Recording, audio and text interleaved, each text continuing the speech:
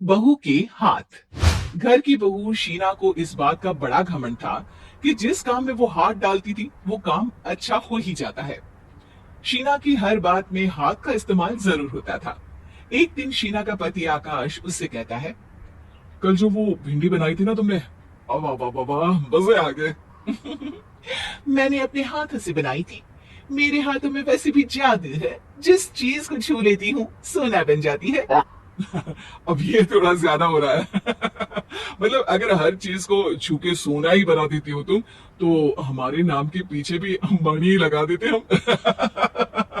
चुप रहो, मुंह पे हाथ रख लो, कुछ भी बोलती रहती हो।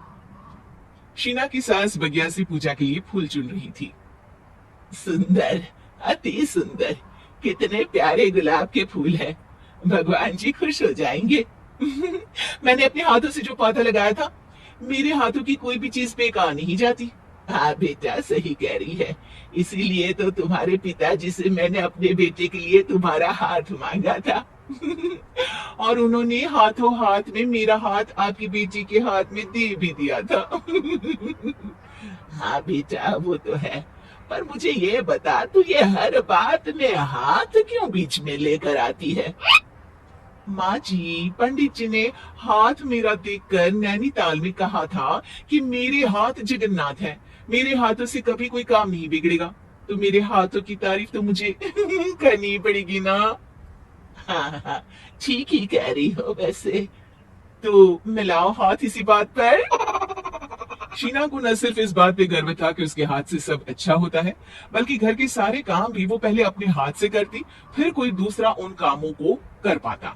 एक दिन शीना कपड़े धो रही थी। अरे घर में वॉशिंग मशीन है तो सही, खुद क्यों थक रही हो? कपड़े पहले मेरे हाथ से धुलेंगे, फिर वॉशिंग मशीन से।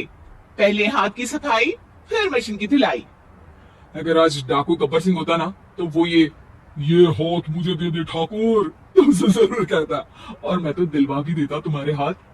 हर एक काम में हाथ बटाओ, ज्यादा जुबान न चलाओ, वरना दूंगी एक उल्टे हाथ से। क्या दूंगी?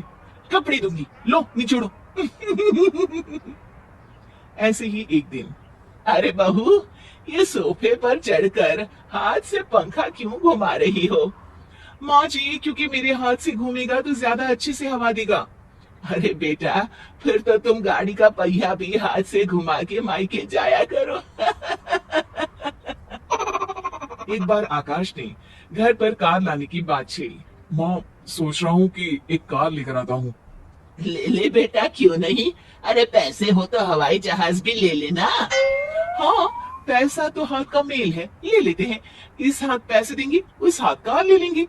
मुझे तो लगता है कि बहू कार भी अपने हाथों से धक्का लगाकर घर लाएगी।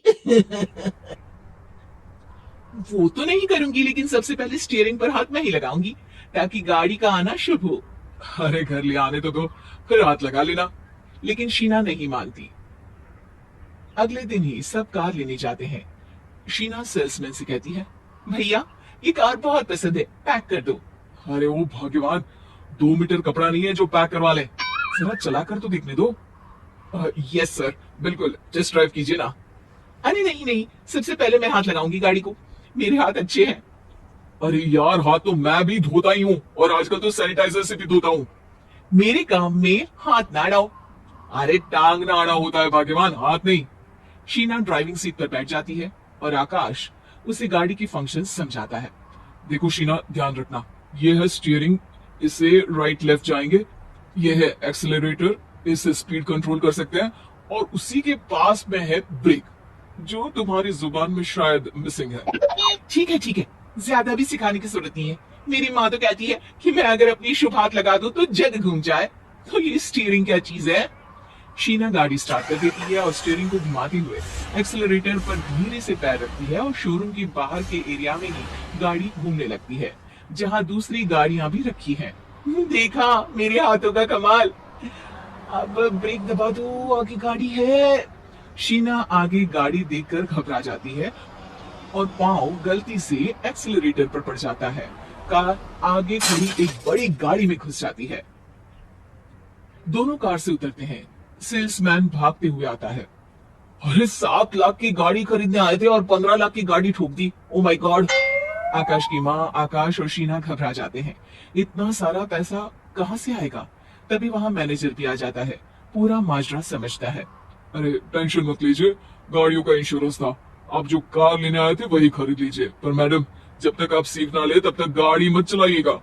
अभी तो आपने गाड़ी बस ठोकी है, जिसका बीमा भी था, लेकिन सड़क पे चलते हर इंसान का बीमा नहीं होता। अरे मेरे हाथों से छुप भी गया ना तो उसकी जिंदगी बन जाएगी, और अगर चला भी गया तो स्वर्ग ही पाएगा। मैनेजर साहब, मेरे हाथ में कोई दिक्कत नहीं है, वो तो बस पाँव गलत जगह पर चला गया था। शीना की बात सुनकर आकाश अपना सर पीटता है और उसकी सास अपने हाथ से खुद का मुंह छिपा लेती है और मैनेजर हाथ जोड़कर माफी मांग लेता है।